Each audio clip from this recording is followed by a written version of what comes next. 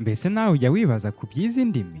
Ariko ukeneye amavuta, ariko kuki utari kumva ibyo ndi Pilita kona sanga jinjika tropeti samongo ni meni nangala zaliwi hivyo mewe siri edrome.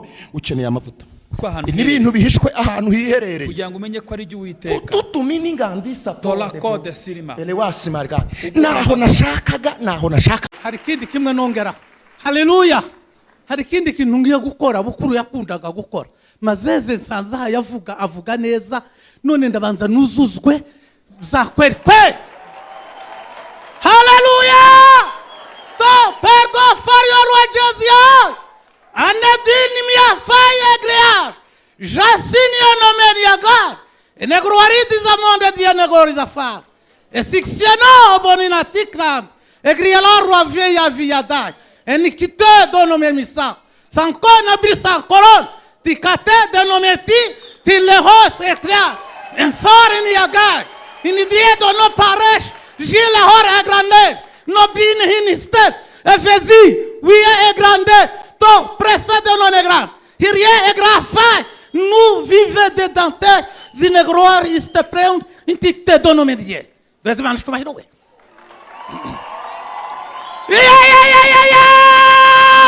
Preho! Tubagaba mizakanya muza mutanga ifaranga izote zikigoye. Dezman shtuba hidowe.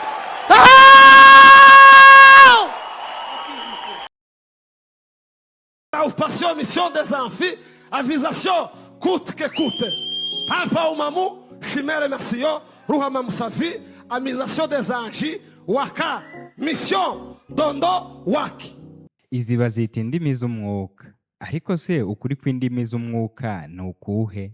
Mbese izi ndimi zitamenyekana ziba zivugwa muri iki gihe ni iz'abantu, ni iz'abamarayika, ni iz'abadayimoni, mbese ni indimi ki?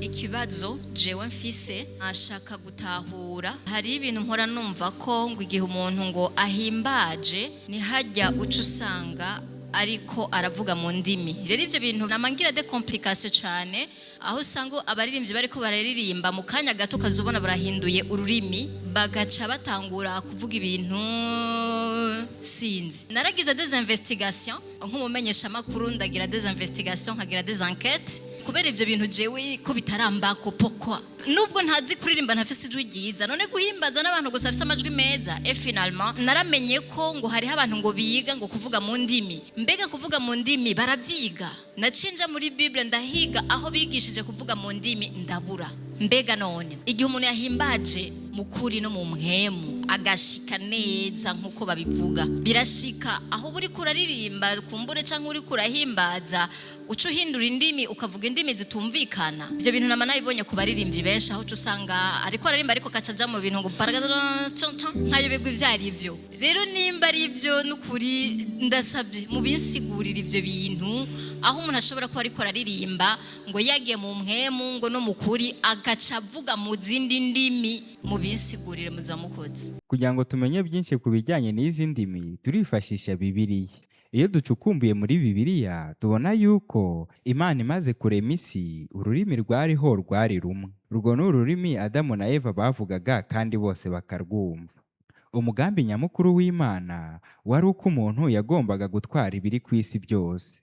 Atari ibyo gusa kuko mu mugambi w'Imana w'ibyo yari yaremye harimo no kororoka n'umuntu yagombaga kororoka ndetse akagwira akuzura isi. Imana yari yaremye umuntu mu ishusho yayo.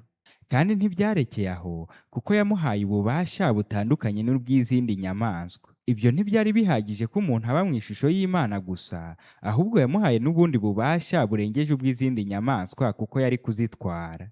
Muri ubwo bubasha harimo n'ubwenge bwo gutumanaho hakoresheje umunwa cyangwa amagambo. Mu itangiriro ubwaho hagaragaza yuko Adamu yavuganaga n'Imana.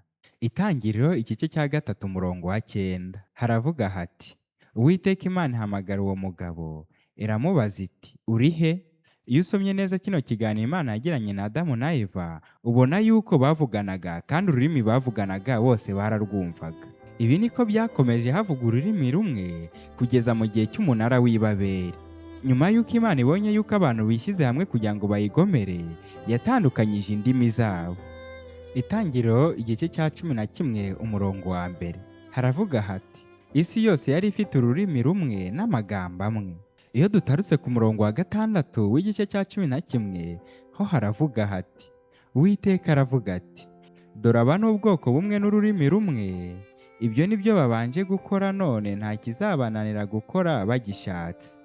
Reka tumanuke tuhahindure ururimi rwabo rubemo nyinshi zinyuranye, be kumvana. Uwiteka batataniriza gukwira mu isi yose, barorera kubaka wa mudugudu. Nicyo cyatumye witwa Babeli, kuko ariyo Uwiteka yahinduriyemo ururimi rwabo mu isi bose, rukavamo nyinshi zinyuranye, kandi ariyo yabakuriyeyo, akabatataniriza gukwira mu isi yose. Guhera icyo gihe, abantu bavuga ururimi rumwe bakomeje kwiremamo amatsinda, maze ziba indimi zitandukanye zivugwa n'abantu batandukanye. Iyo dukomeje tukageza mu gihe cya Yesu, tuhabona ikintu abantu benshi bifashisha kugira ngo bayobye abantu kandi babemeze yuko bari kumwe na Mwuka Wera. Ibyakozwe n'intumwa igice cya 2 umurongo wa 4 haravuga hati, bose buzuzwa Umwuka Wera, batangira kuvuga izindi ndimi nk'uko Umwuka yabahaye kuzivuga. Kugira ngo tubisobanukirwe neza, nuko tubanza kumenya impamvu bahawe izi ndimi, kandi tukamenya n'ubwoko bw'izi ndimi bahawe. Mbese zari indimi zumvwa n'abantu cyangwa zari indimi zitumvwa n'abantu? Iyo dusomye ku murongo wa 5 w'igice cya 2 niho tubona neza impamvu bahawe zino ndimi. Haravuga hati, muri Yerusalemu habaga abayuda b'abaturage b'abanyadini, bari baturutse mu mahanga yose ari munsi y'ijuru. Impamvu ya mbere tubona Bibiliya igaragaza yatumye ziriya ntumwa zihabwa indimi zitandukanye, nuko muri Yerusalemu habaga abantu baturutse ahantu hatandukanye.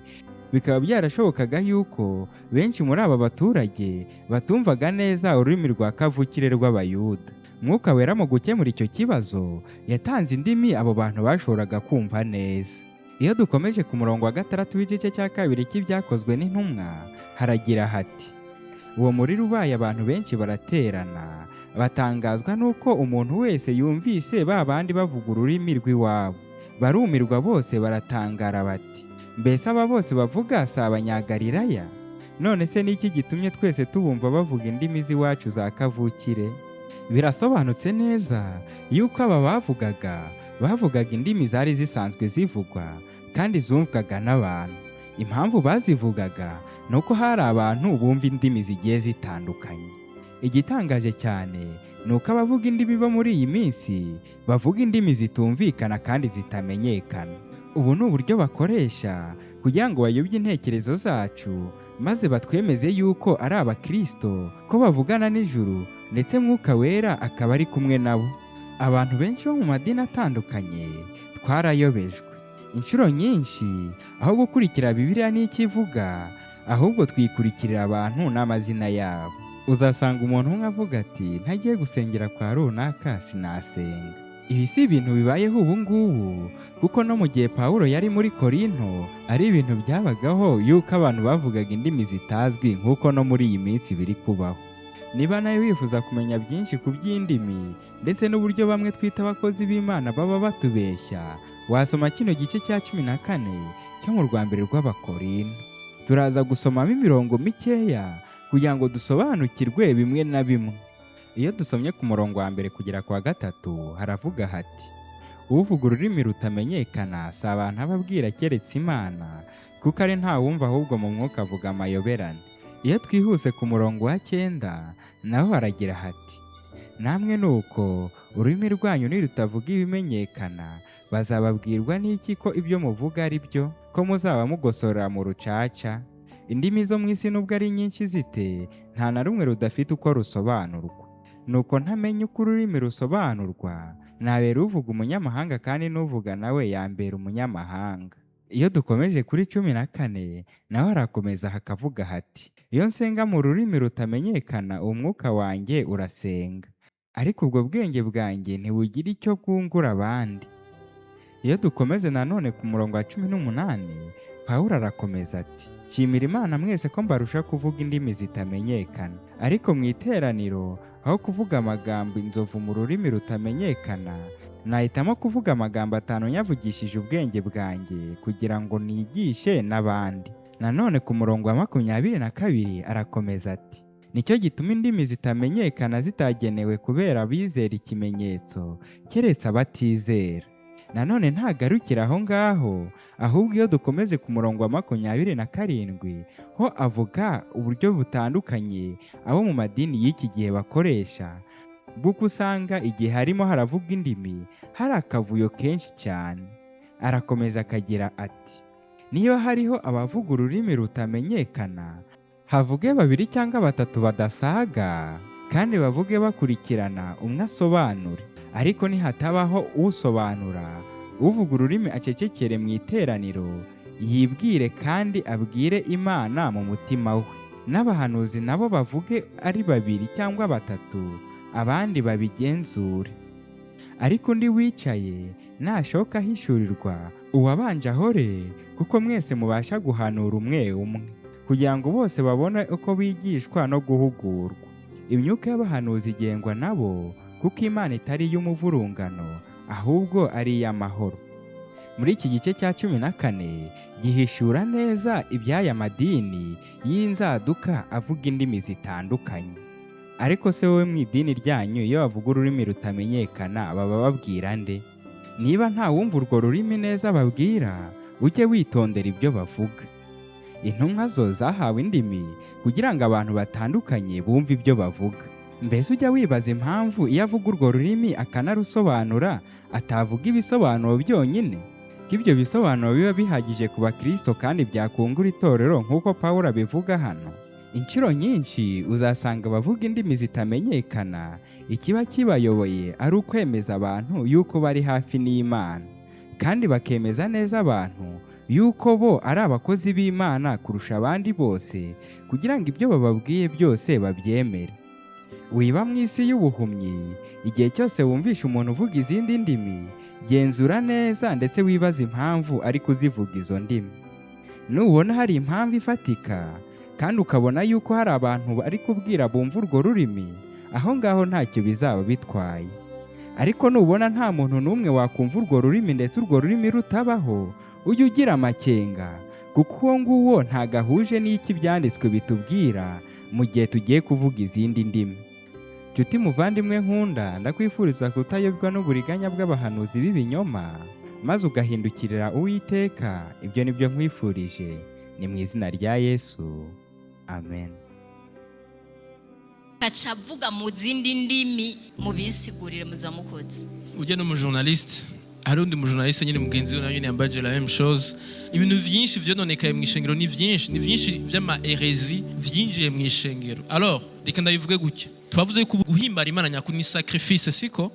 Sasa abantu barakunda gukwepa gukora icyo Imana igomba, bagaca bakora ibintu biza kuborohera. Rero no kuvuga ko gushira umutima cyane ku bintu bidafisa akamaro kaniniya cyane, nasanze ni kimwe mu ngorane dufise mu ishengero, kubera ko Paulo yavuze ngo naho novuga indimi z'abantu n'iz'abamarayika. Mwumvise? Naho novuga indimi z'abantu n'iz'abaki? Z'abamarayika.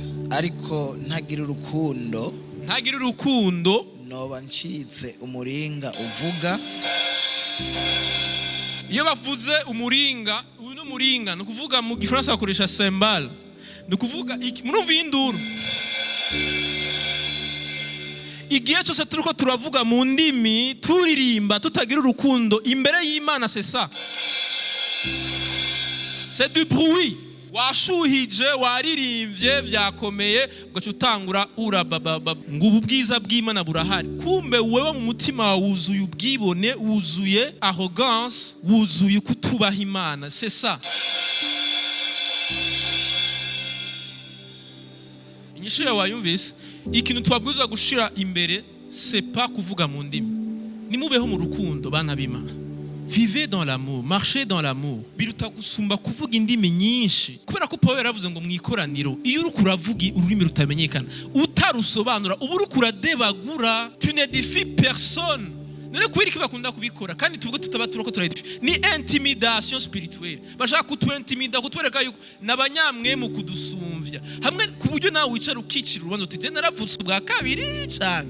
Izi ndimi bazikura he? Kandi ikintu nkeneye kuvuga mucumve neza kenshi muzo mugende mukurikirana nani mwize muzokumvamo igifaransa kiri mal conjugué c'est pas indimi nshazige n'ubwesco bafata amasilabe n'amakonsone bakabifatanya ntabyo murumva none kweki mwibaza ni escroquerie benshi bantu b'Imana hari igihe bishika ndaje namaze kugenda kuvuga ubutumwa ruguru ukumva umuntu atize akavuga icyongereza birashika ni navyo vyabaye igihe mpemu w'Imana amanuka ku munsi wa Pentecote ntibavuze ngo usharabaraba bavuze indimi zumvikana kuko ngo abantu bavuye mu mahanga diaspora y'abajuife bari bavuye mu mahanga ngo buri muntu wese yarabumvise ngo mu rurimi rwiwe en fait l'objectif kumana nuko abantu bumva ubutumwa bwiza bagakizwa. Paulo yavuze ati nico gituma indimi zitamenyekana zitabera bizera ikimenyetso ariko zikibera baki.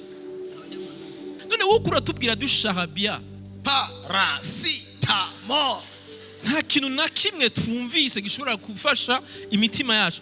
Paulo aravuga gutya ni naco twizera mwikoraniro nofuma mvuga ngo amajambo abiri ashobora gufasha imitima yanyu hama izo ndimi udashobora gusigura genda uzivugire mu cyumba cawe. 1 Corinthiens chapitre 14 genda musoma Bikorinto ba mbere igice cya 13 14 15 ivyo bintu byose mvuze birimwo muriho gufata ibintu ngo nibishasha nta bishasha bihari ngibi nico bita good news ibi bihora ari bishasha kuri twebwe nta bishasha vya 2025 bibaho mu ijambo ry'Imana ahubwo ni vya bindi nyine vyanditswe na Petero na Paulo nivyo bibwirizwa kugira ubuzima bwacu nibazo babeshe ngo hari izindi reference ngo zaje ngo zishasha iyo ni new age inyigisho z'abadayimoni benshi ntibavuga n'indimi ivyo twita ngo ndimisha benshi bavuga n'indimi z'abadayimoni nyama mutabizi nico gituma umuntu wese azovuga uri mutari kurumva uzomubaza uti s'il te plaît dusigurire udashobora kudusigurira shut up. Yes Musano jewe narize psychology nkora niyumvira ibiba biriko biraba mu bwenge bw'abantu baba ko baravuga mu ndimi papo ya audience baba bafise nukuri harimo ubusazi. Urabona kujya Bibiliya itubwira yuko abantu bataramenya Imana arabapfu niko n'umuntu avuga ivyo bintu atarabitahura aba yarapfuye. Rero bigeze mu ikoraniro ni kibazo byabera baje guhura n'umwami uravuze ntituvyumvise uri kurigisha uvuze ibyo tutumva uri kuri podium ahantu bavuga igishinwa no bamaririye. Tanga igitekerezo cyawe cy'icyo wungukiye muri iki kiganiro kugira ngo nawe ube umwe mu bakiza imitima y'abantu. Nimba kandi utarakanda kuri subscribe uyu no mwanya wawe kugira ngo twiyamamarize ubutumwa bwiza maze dutebutse kuza kwa Yesu Kristo.